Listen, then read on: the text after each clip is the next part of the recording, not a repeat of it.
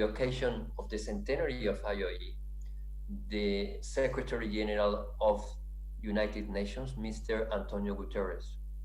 And he very much expressed to us how advanced is the private sector in finding innovative solutions, strengthening creativeness, and how important is that this innovation, this creativeness on many sectors is linked to good and efficient partnerships, which is not the case in many countries.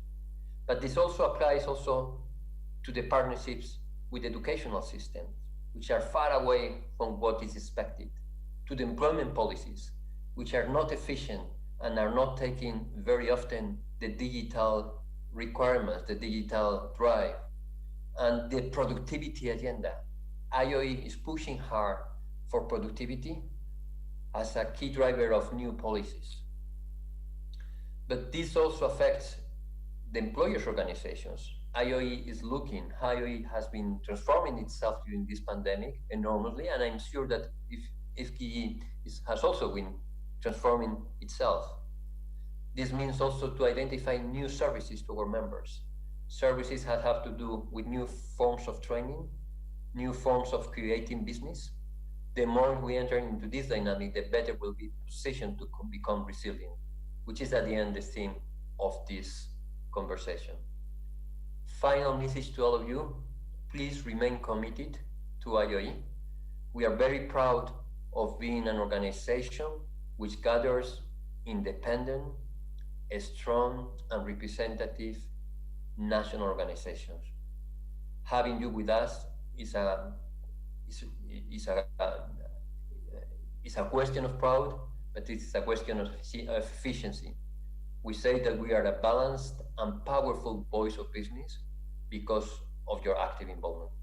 Thank you very much for listening to me. So much. That's Mr. Roberto Suarez, live from Geneva. He's the Secretary General, International Organizations of Employers, and he brings in several key issues. He says that never before has a crisis been so global, and that is true. Between 20 to 30% of the current workers will remain as remote workers henceforth. What does that mean for wages? Future of business, modern digital interaction has increased from 36% in 2019 to 58% in 2020. In some countries, it's even up to 65%. With that comes challenges of connectivity, what the wage bill will look like, skill set for survival. In fact, executive directors are saying now they need to shift people within 3 years. They're now looking for different skill sets. That's 50 to 60% of the executive directors. What then does that mean for the future of the workforce? If you have to be innovative enough to switch your skill sets every 3 years, what does that mean for the future of work? This is why we're having this conversation today on building resilient enterprises, creating wealth and jobs on this Employers Annual Conference 2020. We'd like to hear your views as well at FKE Kenya. That's a Twitter handle, hashtag Employers Conference 2020. That is where we're having this conversation. Without any further ado, let me welcome Dr. Habil Olaka, FKE National President, to also make his remarks. Dr. Habil. Thank you, Trevor. Let me start by recognizing the Cabinet Secretary for Labor and Social Protection, Honorable Simon Chelugui, the Cabinet Secretary for ICT, Honorable Joe Mucheru, the IOE Secretary General, Mr. Roberto Suarez, and the Secretary General for COTU Kenya, Dr. Francis Atwoli, the Executive Director for FKE, and the Secretary General Business Africa, Ms. Jacqueline Mugo, the FKE Management Board, leaders of employers organizations from across Africa, industry leaders and other policy makers present, our development partners, members of the Federation of Kenya Employers, and all delegates present. Good morning. I'm indeed delighted to host this annual Employers Conference. The conference gives us an opportunity to take stock of the environment you are working in, celebrate the achievements, identify the challenges, and chart a way forward for the employment and labor sector, not only in Kenya, but also in Africa. This conference is held at the backdrop of a very challenging time. We are all aware we are in the midst of a COVID-19 pandemic. which is both a health and an economic crisis.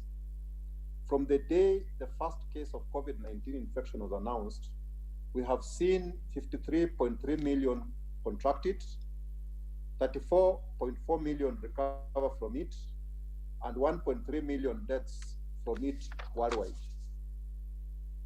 In Kenya, we have had about 70,000 COVID-19 positive cases, of which about 45,000 recovered and 1,250 deaths. Our way of life has never been affected as COVID has. I'm persuaded to conclude that we may never return to the way of life and operations that existed pre-COVID-19. The fear of COVID-19 is real. We continue to hope for the best, but prepare for the worst. I said earlier that COVID-19 pandemic is also an economic crisis. The measures put in place by authorities to contain the spread of COVID-19 infections have had a far-reaching impact on business and livelihoods. The necessary measures recommended for containing lockdowns, travel restrictions, social distancing, and minimizing of physical contacts with surfaces have had a great adverse impact on businesses and incomes of households. Ladies and gentlemen, the IMF in its October 2020 growth projections indicated that the global economy is going to shrink by some 4.4% in 2020. Advanced economies will experience a growth decline of 5.8%, and emerging markets and developing economies will decline by 3.3%. Regional projections show that growth will decline by 8.3% in the Euro area, 8.1% in Latin America and the Caribbean, 4.3% in the United States, 4.1% in the Middle East and Central Asia, 3% in Sub-Saharan Africa, and 1.7% in emerging and developing Asia. So 2020 is indeed a difficult year. To put into perspective the challenges of 2020, let us look at the labor market and social indicators. The ILO estimates the working hour losses equivalent to 17.3%, that is 495 million full-time jobs. Lower middle income countries, Kenya included, are hardest hit, having experienced an estimated decline in working hours of 23.3%, which is 240 million full-time employment jobs in the second quarter of the year. 10.7% loss in the labor income during the first 3 quarters, which translates to some $3.5 trillion, or about 5.5% of the global GDP. The labor income losses are highest in middle income countries, reaching 15.1%, in lower middle income countries, and 11.4% in upper middle income countries. There is 94% overall share of workers experienced workplace closures. And the story is the same in Kenya. The Kenya National Bureau of Statistics revealed that 1.7 million jobs were lost in Kenya in the 4 months when the measures to contain the spread of COVID-19 infections were in place. The Ministry of Labor Statistics shows declared redundancies reached 230,000 from March to October 2020. The Federation survey amongst its members revealed that 8.3% of jobs were lost amongst its members. How big is this loss to Kenya? All the formal jobs created in the last 5 years have been wiped off by this COVID-19 pandemic. Distinguished delegates, although the situation is gloomy, it's not devastating as it looks. There is underlying emerging phenomenon that gives hope. IMF growth projections for 2021 shows the economies are likely to bounce back, with global economy growing at 5.2%, advanced economies 3.9%, and emerging markets and developing economies at 6%. At regional level, emerging and developing Asia is projected to lead in growth at 8%, followed by the Euro area at 5.2%, then Latin America and the Caribbean at 3.6%, Sub-Saharan Africa and the United States will each grow at 3.1%, and the Middle East and Central Asia at 3%. Another important factor is that there is a changing mindset at all levels, and adoption and use of technology is no longer a choice. It is a must. The future of work we used to talk about is here with us. Automation, mechanization, artificial intelligence, remote working, and other forms of work and operations that we either thought are non-standard or are in the future are now here with us and are becoming the norm. Ladies and gentlemen, the challenge is for us to rise to the occasion and provide a proper framework for Kenya and Africa to thrive in the emerging new normal. This conference gives us the opportunity to put together our thinking, to share our collective experience, and bring in our ingenuity and innovativeness to meet the challenges of our days. Unprecedented challenges call for unprecedented solutions.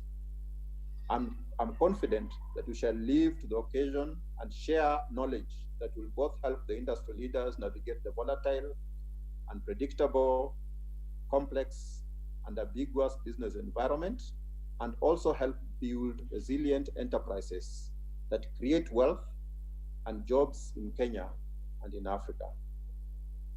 With that, ladies and gentlemen, it's my distinguished honor to invite our Cabinet Secretary for Labor, Honorable Simon Chelugui, to address us.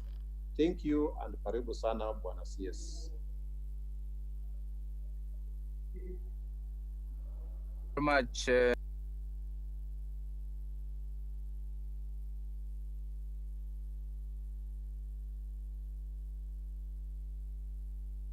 ICT, Youth and Innovation, Honorable John Sheru, Secretary General, International Organization of Employers, Mr. Roberto Suarez, Secretary General, Central Organization of Trade Union,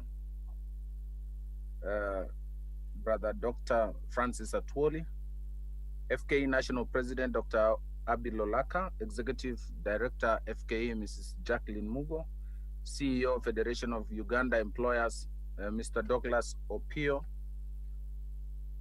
the Vice Chancellor, Strathmore University, Professor Vincent Ogutu, Chief Executive Officer, Digital Technobrain, Mr. Anand Mohan Nagotu, our facilitator, Trevor Ombicha, employers, partners, the fourth estate, ladies and gentlemen, good morning. I take this opportunity to thank you all for finding time to attend this employers annual virtual conference. I know we would have loved to meet physically, but because of the disruption that has been brought to our lives by coronavirus, we have to adapt to a new normal in our operations. This conference provides us an opportunity for sharing our experience and engage in discussions under the theme, Building Resilient Enterprises, Creating Wealth and Jobs. This conference will also be addressing topical and relevant thematic areas affecting enterprises, not only in Kenya, but globally, especially during this COVID-19 period. Every person that I meet believes that I have jobs that to give simply because I'm the Cabinet Secretary in charge of labor. But I am therefore very happy to be addressing you because you have all the jobs and you are the ones who create jobs. My work and that of government at the large, government at large, is to create enabling environment so that you can make the money and create more jobs. Organization from time to time to contend with volatile, unpredictable, complex and ambiguous environment, which generally destabilizes people, causes anxiety and sap motivation, and frustrate career moves. It also consumes huge amounts of time and effort, hence increasing the chances of people making bad decision or even paralyzing decision making. VUCA environment also jeopardizes long-term projects, development, and innovations. It overwhelms individual and organization and takes toll on internal culture, besides making constant restraining and reshaping necessity. To overcome this kind of situation, it calls for business enterprises to reconsider the way the leadership and business operates. COVID-19 has presented itself as, as one such environment this year, and employers, as the business leaders, therefore need to appreciate this more than anybody else in their own organization and come up with deliberate measures to re-engineer their business to remain afloat. Ladies and gentlemen, the outbreak of COVID-19 pandemic has threatened the way of life for a large number of people globally. Many businesses worldwide have encountered losses which has threatened their operations and solvency, especially among smaller enterprises and even by a large extent the large enterprises. Employers and employees are already suffering immediate losses in terms of income and employment. This pandemic has affected not only the health of the workers, but also the number of jobs available. The uncertainty caused by the corona disease in various sectors of the economy has led business owners to introduce measures geared towards ensuring their business remain afloat. These measures have included delaying investments, purchase of goods and hiring of workers, salary cuts for employees, temporary layoffs, sending employees on indefinite unpaid leave, and declaring employees redundant. And I want to remember, just at the beginning of this pandemic, I want to pay special tribute to and kind regards to the leadership of both workers and employers. In the beginning, the Ministry of Labor and Social Protection, realizing the extent of this crisis, did mobilize both employer and employees. And I want to thank more specifically the Secretary General of Central Organization of Trade Union, Brother Francis Atuoli, and who came together and we signed an MOU, which the underlying message of that MOU was to foster dialogue, to engage, to talk to get, to talk to each other, and even went further and suspended the negotiation of new CBS. This brought sanity, order in the labor and employer market, because this problem is beyond employers, it's beyond government, it's beyond employees. And realizing that we need to work as a team was very, very important. And I want to thank you more sincerely. And therefore, realizing the seriousness of this COVID pandemic, the Kenya government has introduced a raft of measures to contain its spread. These measures include the stay and work from home advice, the cessation of movement in and out of some high-risk areas, dusk to dawn curfew, travel restrictions, temporary closures of restaurants and bars, social distancing advice, wearing of masks, and regular washing of hands.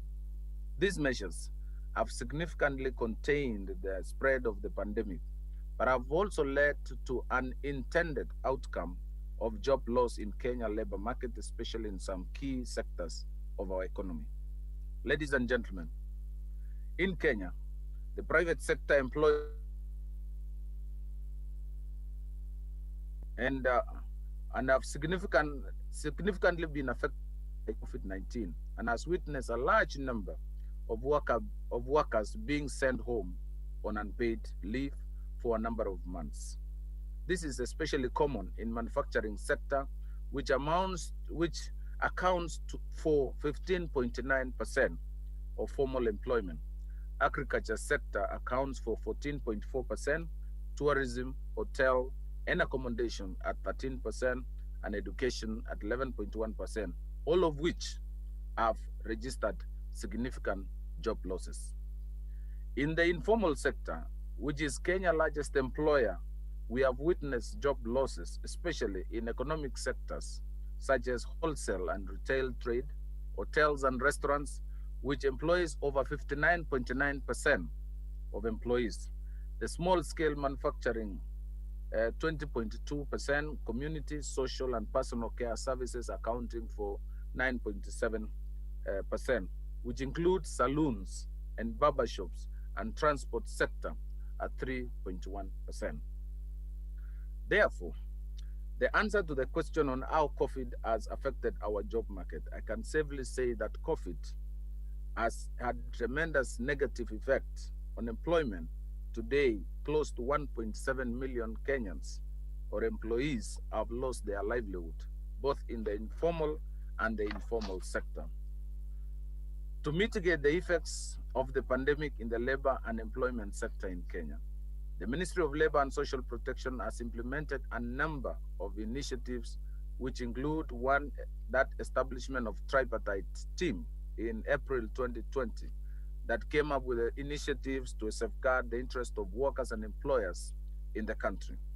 One of the initiatives, as I mentioned earlier, is the signing of the MOU with the social partners, which laid emphasis on social dialogue and tripartite consultation, voluntary negotiations, review and variation of employment contracts, workplace safety and health, provision of PPEs, and data collection for impact assessment. Ladies and gentlemen, looking beyond COVID-19 pandemic, the ministry has drawn recovery plan, which includes establishment of unemployment relief fund to cushion workers who lose their jobs. We are going to be conducting an impact assessment on the effect of COVID-19 pandemic on migrant workers and review of various legislations touching on employment and social protection. My ministry prepares quarterly job opportunity reports whose aim is to give picture of occupations that have high demand, the skills that are in high demand, the economic sectors that are growing, and new emerging occupations in the labor market. This information is important to various players in the labor market, such as students, parents, guardians, training institutions, policymakers, just but to mention a few. My ministry would really appreciate the support of employers in availing data on any vacancy that you declare so that it becomes easy to collect and collate information. Evidence from other jurisdictions that have shown that by reducing waste, organizations are in a position to improve their productivity of up to 35%.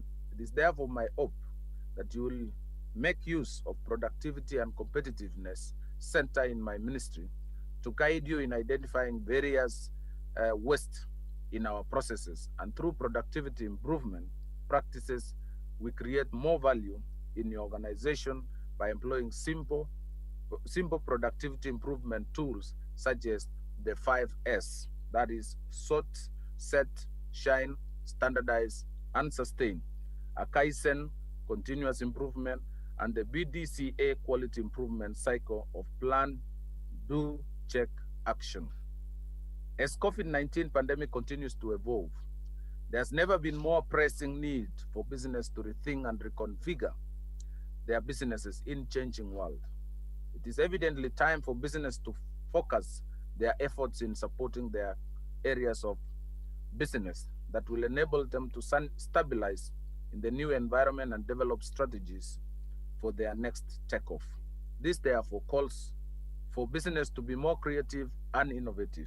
This therefore also calls for, to survive the situation that business sometimes find themselves in, we need to counter volatility with vision, meet uncertainty with understanding, react to complexity with clarity, and fight ambiguity with agility. On the question of what government can do to support enterprises to recover and become more productive and resilient in emerging new form normal following disruption of COVID-19, I wish to state as follows. Let me start by reiterating that I have said that there before that the role of government is to create an enabling environment, meaning that our aim is as government is to make sure that we create an environment that is attractive to start and sustain business so that private enterprises can thrive and create jobs. The government earlier this year announced an economic recovery stimulus package. In this package, the government committed to enhance SMEs liquidity by fast-tracking VAT refunds owed to businesses, payment of pending bills, providing seed capital to SMEs through credit guarantee scheme. Other intervention including supporting manufacturing through purchase of locally manufactured products, temporary support to floriculture and horticultural product producers to access international markets, also subsidizing farm inputs, grants to hotels to support renovations, among others. To create an enabling environment to create jobs, the government also has been heavily investing in provision of affordable and regular electricity, which drives production, support training of skilled workforce, and improvement of infrastructure to make it easy for quicker transport of goods, conducive taxation regime, easing of licensing requirement by reducing the number of licenses required to start a business. Other measures include increased internet connectivity, predictable interest rate regime, reliable and efficient legal system, adequate security and protection of industries from undue foreign competition. All these aim at creating an environment where employers create jobs for our Kenyan people. So, as I conclude, ladies and gentlemen, it is important to build a framework that support organization resilience and help business bounce back to external shocks such as COVID-19. For this reason, business, business needs to adapt to changes as fast as they happen and ensure their preparedness for the future pandemics or crises to ensure business continuity. In conclusion, I have no doubt that the recommendations and solutions at the end of this conference will go a long way in making individual enterprises and business more resilient, adaptive, and competitive so as to navigate the global economy out of unprecedented effects of COVID-19 pandemic. It's now my honor and pleasure to declare this employers annual conference, the 2020, officially open. Thank you and God bless.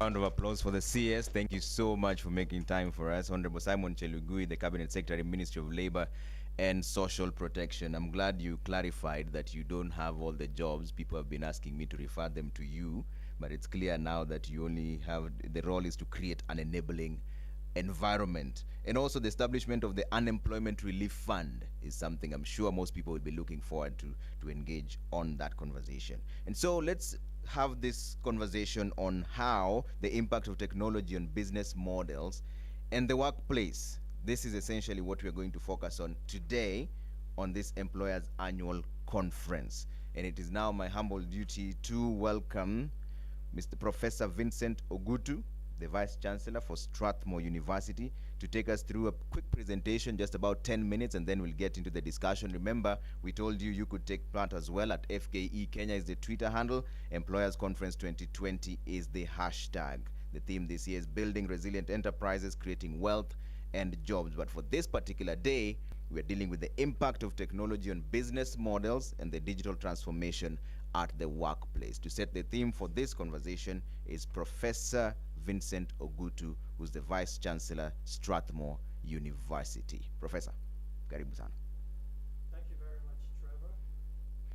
Just, yeah, there, should be on now. The CS for Labor, Honorable Simon, other distinguished guests, co-panelists, and of course all of you who are attending this conference, welcome, and it's great to be with you. I thought that perhaps the best way for me to start was to mention a couple of expressions that I'd like to etch into your minds because they somehow describe what we're going through right now. One of them is fortune favors the bold.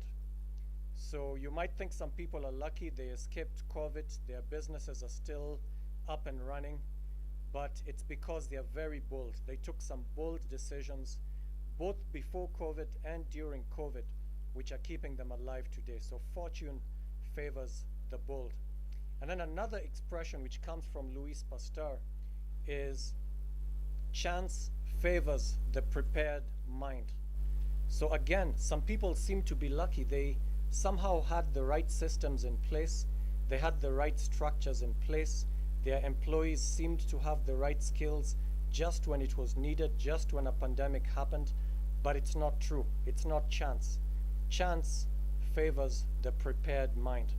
Those who are prepared are the ones who seem to be blessed by this chance. But it's not just a chance event. Don't buy that. It's actually the truth that chance favors the prepared mind. And then the third expression that I wanted you to think about is actually local. It's from here, just from around, and it's hayawi hayawi hua. So this is that Swahili expression where people don't believe some things will happen. Like hayawi hayawi, it can't happen, it cannot happen. And then this Swahili, this wise Swahili expression tells us, hayawi hayawi hua. Those very things you say will never happen, they could happen. And what will happen then if all the time you spent saying it can't happen, that is time you wasted that you could have been preparing for the eventuality that it could actually happen. So I must admit that a lot of people were caught using the English expression with their pants down. They really didn't expect COVID. You know, when we were watching this in the news in December and January, it seemed so far away, like this thing is happening in China. It's not really going to happen to us. And that was that hayawi hayawi. And in our case, people were like, we got stuck at hayawi. It's happening in China. Never gonna happen here. By the time hua hit us, there was no time to prepare. They were just caught unprepared. And that's why we've seen so many businesses go down. So this is the context in which I'd like to frame our discussion today, that pandemics do happen, tragedies do happen, crises and disasters occur. But if you're going to survive them, you can't have the mentality of saying, oh, it's never gonna happen. You have to come to terms with the reality that these things do happen, that they happen to the best, to the good and the bad alike. So it hit all businesses. It didn't choose which business it was going to hit. It hit all businesses. The only ones we see thriving right now are the ones not that were lucky, but are the ones that made themselves lucky by being prepared. And that's the framework that's bringing us into this conference. How can we be resilient organizations? How can we survive huge crises that happen? What lessons can we learn from history that could help us to be better prepared moving forward? And an example that has really captured my own personal imagination, it's something that happened on January 15th, 2009 in New York. So I happened to live in New York for 6 years, and this was a huge event. There's a plane that took off from LaGuardia, which is one of the 3 or 4 airports in the New York area, and it took off at about 3:25 p.m. in the afternoon. 2 minutes later, it hit a flock of geese. So there were these huge birds flying, and this plane just hit these geese. They went into the engines and killed both engines. And so the plane was flying without any engine. It was just on its momentum. And at that point, the pilot, who's called Chesley Schulenberger, he calls the airport and says very, very curtly, engines down, hit a flock of geese, requesting emergency landing. And the airport immediately clears, freezes all the planes on the ground and tells him you're clear for landing. And then he calculates how long it'll take him to get there. He says can't make it, give me options.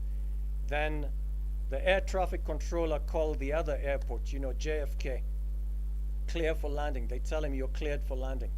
He says, can't make it, give me options in New Jersey.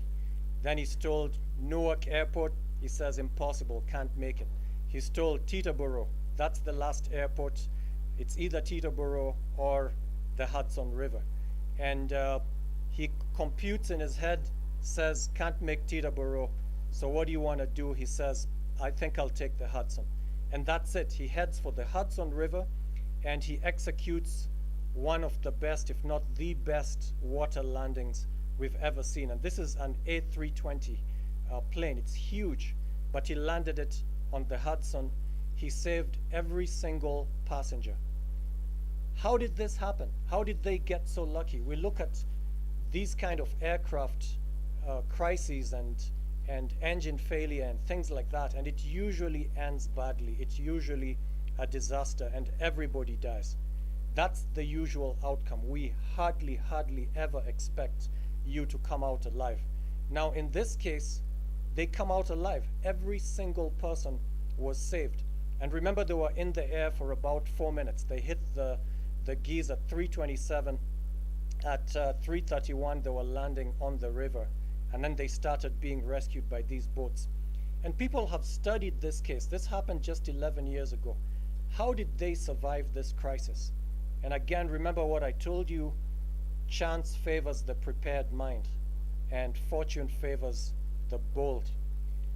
It was no chance event that they landed safely. It was preparation. You look at all kinds of preparation that went into place.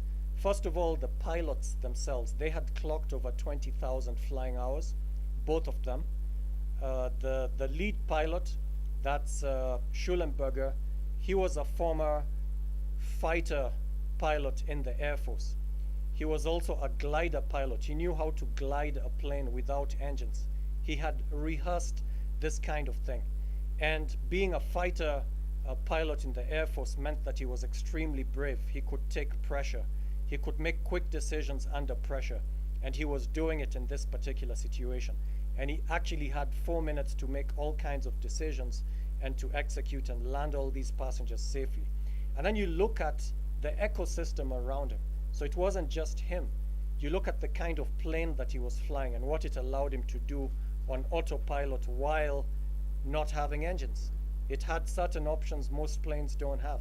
And then you look at the air traffic controllers and how alert they were on the job, quickly exploring options, and nobody was sleeping. Every particular airport he contacted, they were like, yes, we understand it's an emergency. Within 30 seconds, they tell him, we're good to go. Tell him to come. And then he can't.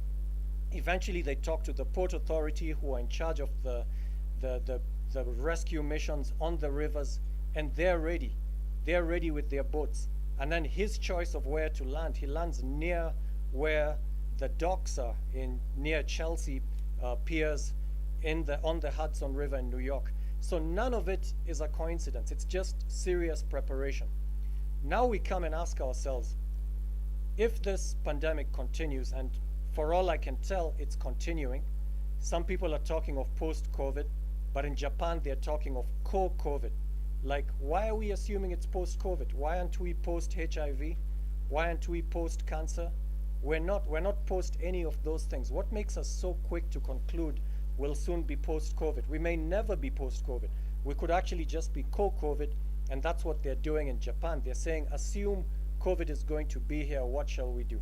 And that's what preparation is about. Don't just hope and hope against hope that somebody somewhere will come up with a vaccine and this problem will disappear. No, you have to prepare just in case it doesn't prepare, because chance favors the prepared mind. So we come to that. What exactly should we be preparing for? Let's look at the kind of shocks that happened. In the case of Schulenberger, you're looking at a flock of geese that knocked out the engines. In our case, we have this virus that has just paralyzed economies and health systems. So what sort of shocks have we faced, and what sort of shocks should we prepare for? In terms of the business models, there's the supply shocks. Suddenly we can't get the supplies that we need in order to produce whatever it is that we produce. So how did certain companies survive that? Because they had options in terms of their value chain. They don't necessarily have to source from the same people. They don't necessarily have to do everything themselves. They could change their business model such that they focus on their core business and they outsource some of these other things. And again, those who are able to turn around and get other supply chains to deliver these resources to them, they manage to survive. There are also demand shocks. Consumers start behaving differently. They suddenly don't have enough money to buy from you. They suddenly can't come to you for them to pick up the product from you. You have to get it to them, which then means how good is your distribution network? Is your business model such that it's agile enough to deploy to the customers no matter where they are? What do you do when they can't pay anymore? Do you have certain payment plans? Can you collaborate with financial institutions that allow you to get a decent customer to have access to credit for you to then be able to supply them? Are you agile enough to orchestrate some of these collaborations so that you stay alive and keep moving? So these are some of the things that we need to look at when we're thinking about our business model. What are the demand shocks? What are the supply shocks? And how prepared are we for them? And then look at technology. It gives us so many options. So some of the things you never considered before, they're totally available now. Because even as you look at your own supply system, how you arrange your assets and your employees, it doesn't have to be the brick and mortar way that we used to do it in the past. You can do it digitally. And that's what digitalization is all about, just changing your processes to leverage some of the technology that is out there. And you'll say, well, my customers can't pay as much. Well, then it means maybe I have to be lean in terms of my cost structure. How will I be lean? Maybe I don't need to pay the kind of rent that I'm paying because I don't need to provide the office spaces that I used to use before, because employees can work remotely with tech. And suddenly it's possible to do that. And maybe I can't bring that expert here because countries are on lockdown, but yes, I can access that expert remotely, and suddenly I can access even more experts than I could before. And that's what we're finding in the education sector. It's possible to just reconfigure how we supply whatever product or service that we are supplying using the abilities of technology. So there are all these different possibilities that are opened up to us. I'm of course highly tempted to go into the discussion of how we can prepare the employees themselves, but I know there's an entire theme that's going to be covered, talking about the human capital, the kind of skills they need to have, how they need to be prepared for what is coming next. But that is basically what I'm going to leave you with, that first of all, wake up, hayawi hayawi, hua, it's gonna happen. So do wake up. There's time to start anticipating. Don't just think of COVID. COVID is just one of the many things that are going to happen. Have you thought about the new technologies and how they're going to revolutionize your industry? Are you ready for that catastrophe that's about to hit you, kind of the way digitalization caught Kodak napping? Are you ready for that? Are you ready for the times when we won't even have to travel because we will be simulating teleportation? I spoke about that at Google in 2015. You can find it on YouTube. And people thought it was crazy, but now suddenly all those things that I was predicting are beginning to happen. So you need to look at what's going to change next and how is it going to change the model of your business. Don't just focus on COVID. COVID is the past. Really, it's the past. You should be looking at what else is coming our way. How prepared am I? How quick and agile are we? So I just wanted to provoke your thoughts, but also to tell you not all is lost. You don't have to feel hopeless, because remember, if you're prepared, then you're ready for anything. Obviously, Schulenberger didn't expect to one day glide a plane on a river and save so many passengers, but it did because he was prepared. So fortune will favor you if you're brave and if you're prepared. So thank you very much for having me, and looking forward to the panel discussion and to engaging with the rest of the audience in the Q&A. All right. Thank you so much, Professor Vincent Oguto. A round of applause for him. Asante sana. Fortune favors the bold, chance favors the prepared mind, and hayawi hayawi huwa. So, speaking of the panelists we're going to have this morning, this is the theme we're having on day one. You can see the impact of technology on business models and digital transformation at the workplace. Are you prepared or will you be caught napping? That is the main conversation we're having today. Let me introduce my panelists real quick because over the next 1 hour, we're really running out of time already just to have a conversation around how to adopt and on the impact of technology on the business models. Mr. Anand Mohan Nogutu is the first person I'll introduce. He's the Chief Executive Officer, Digital Techno Brain. He's a holder of a degree in computer science from Kakatiya University in India. Studied blockchain strategy program from the University of Oxford. He's also a member of the management board Rama Group. That is Mr. Anand Mohan Nogutu. Mr. Douglas Opio is the second person. He's the Chief Executive Officer, Federation of Uganda Employers. He is formerly the National Coordinating Wage Indicator Foundation, board member, Save the Health Uganda.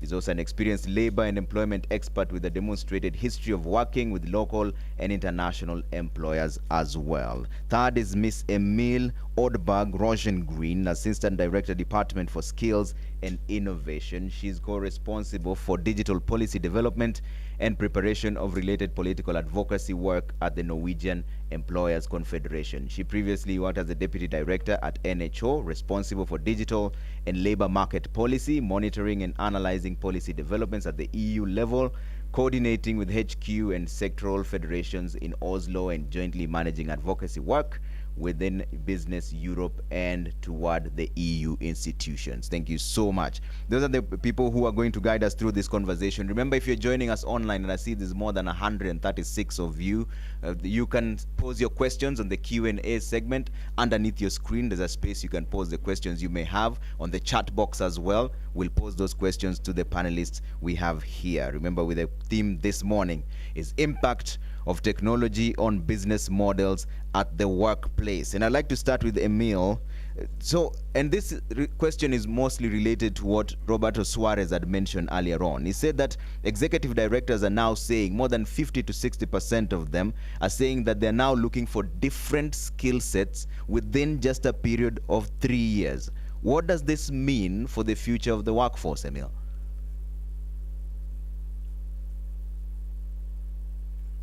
Good morning, and thank you very much for having me. It's an honor to join you here at your annual conference. I know that NHO and FKE have been cooperating together for many years, so it's a pleasure to join you here on this very important topic.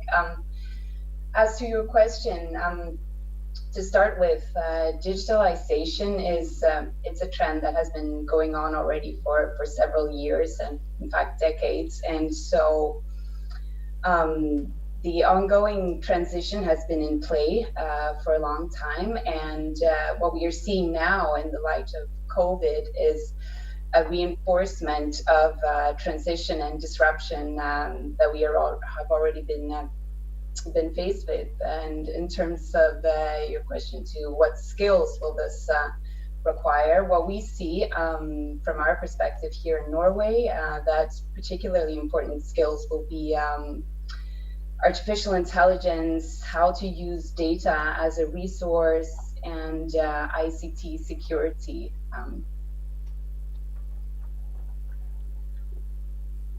All right. Thanks, Emil. Let me bring in Mr. Anand on this one. Or do you still have remarks to make, Emil?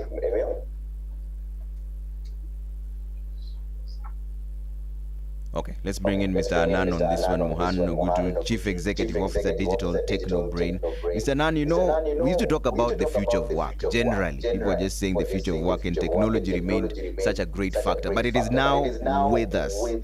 So, what developments are you seeing then in the technology space to support enterprises in dealing with the COVID-19 pandemic?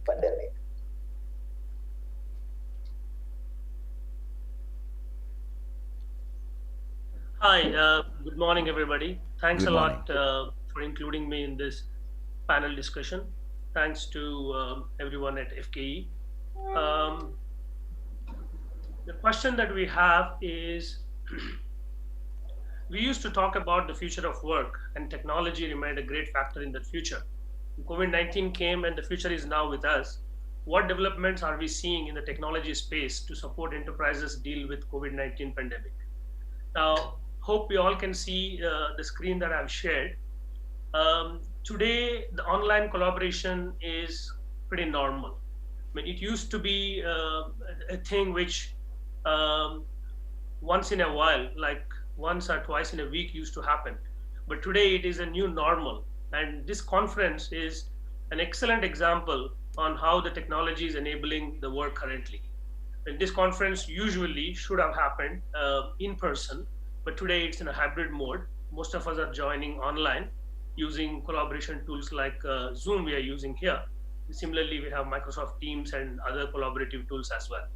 So, especially on the technology world and also the enterprise side of it, I'm not referring to a very small and medium businesses here, but on the enterprise side, all the organizations have pretty well adopted productivity tools, collaborative tools, and audiovisual. And mobile is the most used gadget or the tool. It's not only for talking, but for the most of the work. And if you look at even our children who are like 8 years old, 10 years old, they are using mobiles pretty well to attend to their schools. Few of the technologies that I would like to touch upon here. We have seen virtual reality, augmented reality, and mixed reality being adapted very well in the industry, especially because of the immersive experience and not able to meet in person. Education is one of the greatest example where the collaboration is happening between the students and the faculties among all the universities across the world. Healthcare is another example. Entertainment and law enforcement, we have seen the customs organization and immigration departments doing the online checking of the goods and also the inspection of it. Especially mixed reality, where you can mix the virtual world and the real world. We have seen good adaptation in Kenya in the construction space as well. What we have seen in particular is virtual assistant adoption is really high in Kenya and South Africa and Nigeria and other countries in Africa as well. What I mean by virtual assistants is the software bots on the voice and chat bots. We have seen that in the insurance, telecom, banking. We have personally done many projects in this space. And robotic process automation, I think one of the next question quickly when we move, we'll understand why there is a rise in adapting robotic process automation, because it automates a lot of mundane tasks to perform faster and at a very lower costs.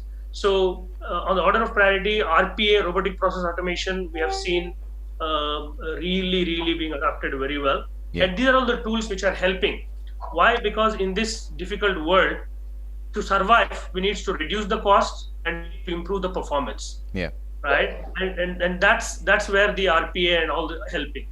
So to summarize, the most of the Kenyan companies have really adopted online and remote working. Yeah. On the robotic process automation, we have Safaricom implementing almost 15 processes. We have Jumbojet, we have M-Copa, Internet Solutions. Crown Paints have done their entire painters interaction on WhatsApp. Yeah. And on AI and intelligent assistants, we have seen Rampton's. Stanbic Bank is launching a digital banker. And most interesting thing that's happening in Kenya and in Africa is all channels, WhatsApp, Telegram, and Facebook based e-commerce, which is, we can see Jumbojet, Quick Basket, and Fresh to Go. I think when we get into questions or when I get an opportunity, we can dig deeper into these, but this is just a glimpse of on both the topics. We will dig deeper into that, Mr. Anand, and we are going to talk about the productivity and profitability in just a bit. But let me bring in Mr. Douglas Opio on this.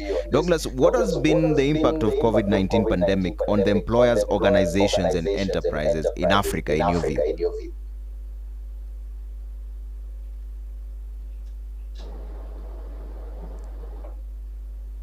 Mr. Douglas? Kindly unmute. All right.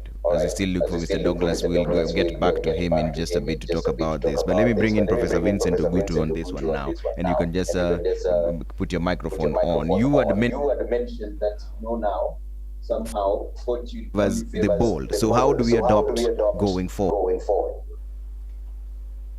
So how do we So how do we adopt adopt what? How do we adopt change the changing environment occasioned by COVID-19?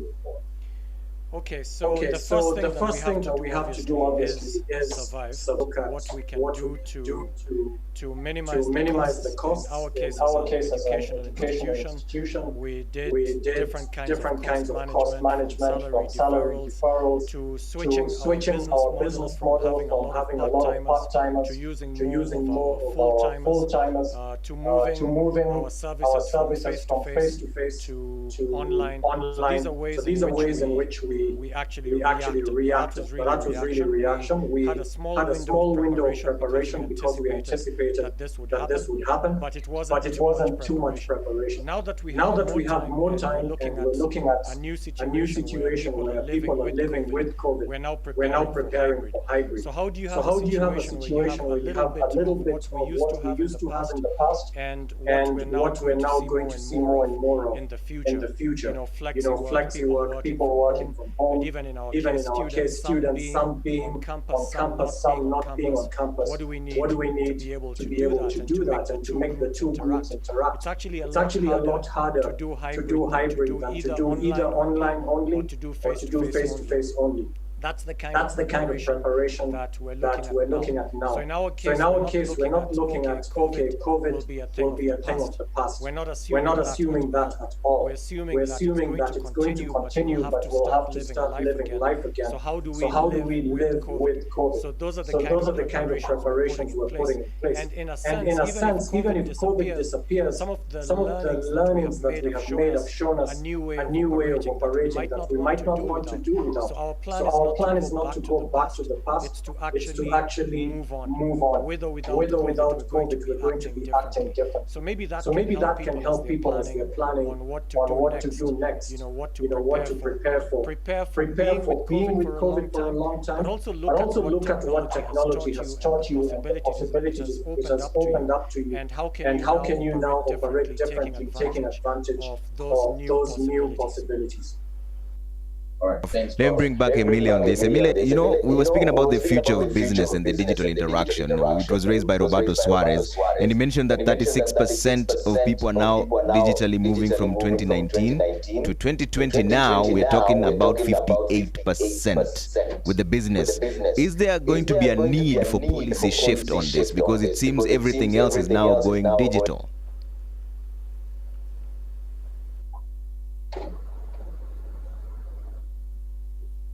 Mute your microphone. Yeah. I'm sorry, there seems to be a bit of a delay on the line, but I heard your question now. I'm sorry, Trevor. A policy shift. As I mentioned, this COVID-19, from our perspective, or I think from most employers' perspectives, is that COVID-19 is reinforcing a disruption which had already started before and which had started to impact businesses and the organization of our work life and practical working conditions, etc., not to say the least skills. So in that sense, a policy shift is not, I don't want to say that it's not necessary because you can never predict the future, but from our perspective, it has more been that we have now COVID-19 has reinforced how important these issues are to tackle politically and has served to lift them even higher up on the agenda. For instance, as I mentioned on before, skills, what we are seeing in Norway is that the changing in the work life and the need for businesses to have access to more digitally skilled workers, etc. It serves as a reminder that we need to work constantly to adapt our educational policies and to promote lifelong learning. And for instance, we see today our surveys in Norway, they show that 6 out of 10 companies experience a skills gap. And these are quite alarming figures. And interestingly enough, a recent survey showed that even though more efforts have been put toward increasing the study places for STEM skills and ICT competences, many of those graduates, they are still struggling to find employment after completing their education. And this is, of course, something that we cannot leave unresponded if we want to make ourselves resilient to tackle an economy where, as after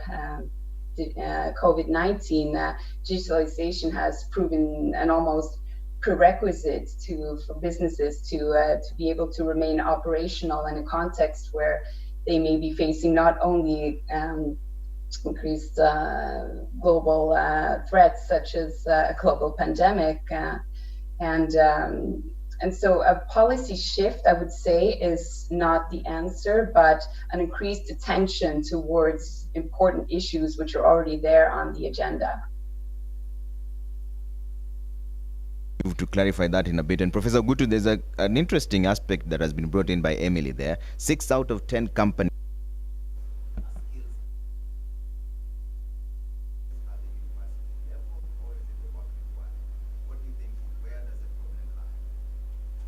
I think the problem is on both sides. So employers are not pushing universities enough. You're just accepting whatever degrees we're going to give you, and you're even putting it in your call for applications. You're saying degree required. And then when you get these people and they don't have the skills you were expecting, you get disappointed, and then you start training them. And then you make the same mistake over and over and over again. So it's never gonna change if you continue doing that, because it'll be all too easy for the universities to keep doing the same thing. After all, there's a market for these people that you are creating. Now, the whole ball game changes when you start demanding that people should